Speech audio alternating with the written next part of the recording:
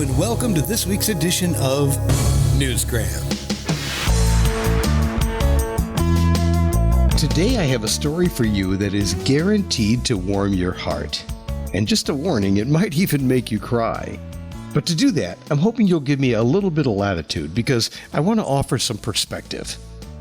While I'm sitting down to write this edition of Newsgram, there are news stories circulating about Israel and Gaza, the war between Ukraine and Russia, Trump's guilty verdict, and the aftermath of all of that, along with numerous natural disasters happening all over the world and the damage done by those.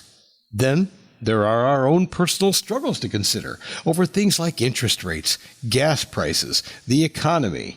I'm sure you have personal issues of your own, like childcare, joblessness, or any number of things, and they're all creating tension for you over a backdrop of world chaos and political infighting. I mean, it's an election year after all, so there's that. And for just a moment, can we put a pin in all of that and listen to Miriam Steiner-Aviezer? She was born in 1935 in Yugoslavia to Jewish parents.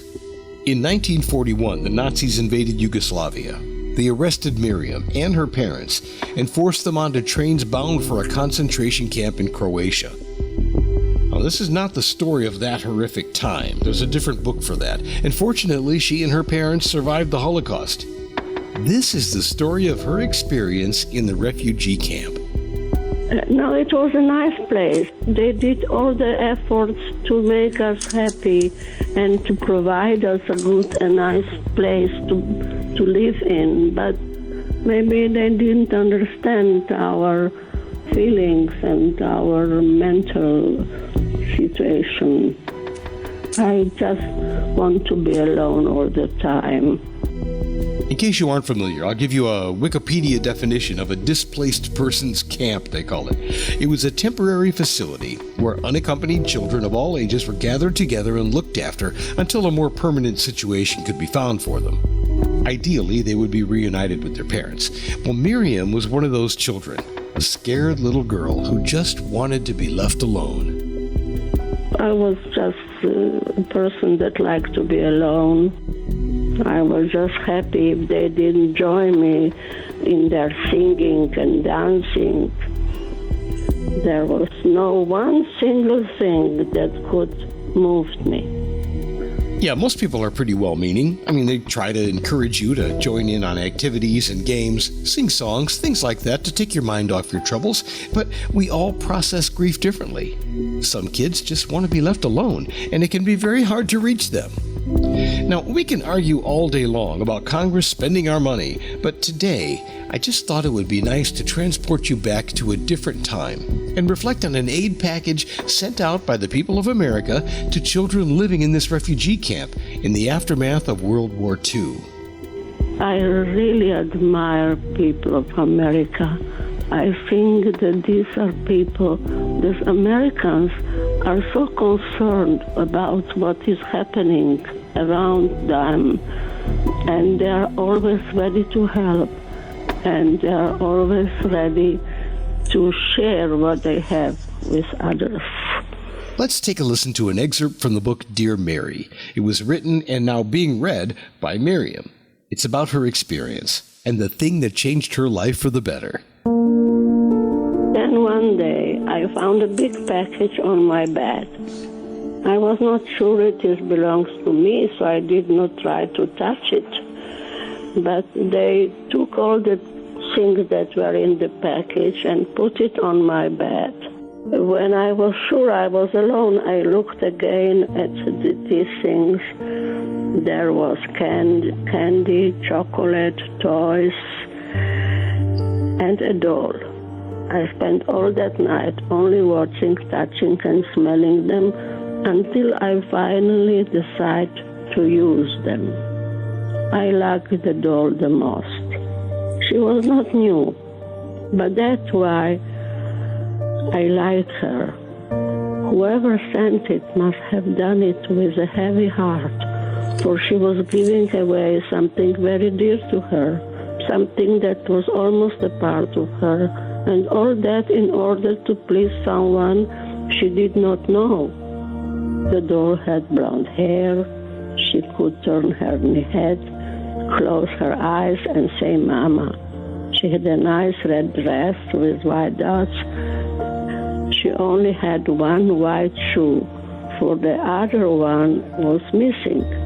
And on the bare foot was written with childish handwriting, Mary. Somehow I knew that this was not the name of the doll, but of the girl who sent it. A doll with one shoe and the name Mary written on the other foot that got sent from America as part of a large care package, and it managed to reach just the right person. I imagine a girl my age kissing her goodbye and putting her in that big box. This doll made a very long journey until she came to me. I took her in my arms and embraced her warmly. I thought I had at last met a dear friend of mine. From that day on, I was not alone, not lonely. I had my doll, which was special and mine alone, and I have a friend. It was you, Mary. I remember I was told it was a gift from the people of America. The people of America. It sounded so beautiful that I enjoyed repeating it on and on until it came to be a melody caressing my ears, and I began mumbling silently to myself, the people of America. At the time, Miriam wanted to send a letter to Mary thanking her for this doll, but of course she didn't know Mary's address. And you can't just send a letter to America addressed to the people of America. So now, years later, she's published this book that will hopefully serve as that thank you. Many years had passed since, and you, Mary, probably have a big family with children and grandchildren, just like me. I'm sure that you have forgotten about the package you have sent me many years ago, but I did not forget. All those years, all I wanted was to write a letter and to say, thank you, people of America. So I was thinking, what a beautiful vision it would be for the actual Mary to read this book and know that her doll touched the life of some little girl that needed it so badly. But Miriam actually has a more important takeaway for us. Mary is a symbol. It is not really a person. It is a symbol of a generation. And I think that this generation of Mary, this was the finest hour in your history. You personally didn't go through the Holocaust, but you identified yourself with those that did these activities of sending packages. It's not only what was in these packages, but it was the gesture.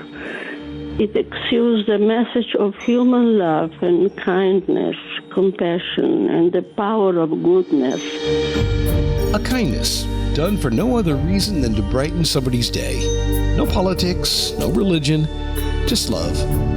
You know, we send care packages out all the time in this country in the form of financial aid, supplies, necessities, and we don't often get to hear how much these things are appreciated. Maybe it's because we don't ask. I mean, we can assume that they were appreciated, right? There's no reason to ask for thanks, and we give because it's the right thing to do. I really admire Americans, and I really think the people should have more respect for the simple American who is always concerned what is happening around and is ready to help. Are you familiar with the butterfly effect? It's a concept that comes from the modern chaos theory developed by Edward Lorenz, hope I got his name right, an American mathematician and meteorologist. And he discovered that minor variations in the initial conditions of a weather model could lead to vastly different outcomes. But it's a lot more than that. And for the purposes of this podcast, let's just say that sometimes the things we do can have far-reaching effects because the world is interconnected in so many different ways. Do something out of love, and you could be sending out waves of kindness into the universe that reach far beyond our expectations, like a care package sent to a refugee camp nearly 80 years ago, resulting in a book written in 2023 that can bring a smile to a sick patient in a hospital and continue to pay dividends.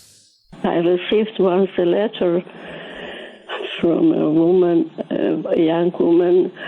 She said, when I read this book, this story to my grandmother, who is sick and not responsive, she smiled. I think that there are still alive people that were sending these packages. And my wish is that those people will read my book. Dear Mary, a thank you letter from a World War II refugee to the people of America. A wonderful story for not only the people involved, but anyone who needs a smile or a reminder that kindness is a good thing. A loving gesture. It doesn't have to be on a grand scale, and it doesn't have to take place at Christmas time. It's always a good time to reach someone in any way that you can. Because, well, you just never know. Her name is Miriam Steiner-Aviezer, and you can see a photo of her with her doll if you visit the United States Holocaust Memorial Museum in Washington, D.C. If you can't make it to D.C., just look up the museum's page on Facebook, and you can find it there. To find the book Dear Mary, just Google Dear Mary by Miriam, and you'll find it. We put a link to some of the online bookstores in the show's notes for you, as well as a link to the Facebook page that carries her picture. And that will do it for this edition of Newsgram from webtalkradio.com.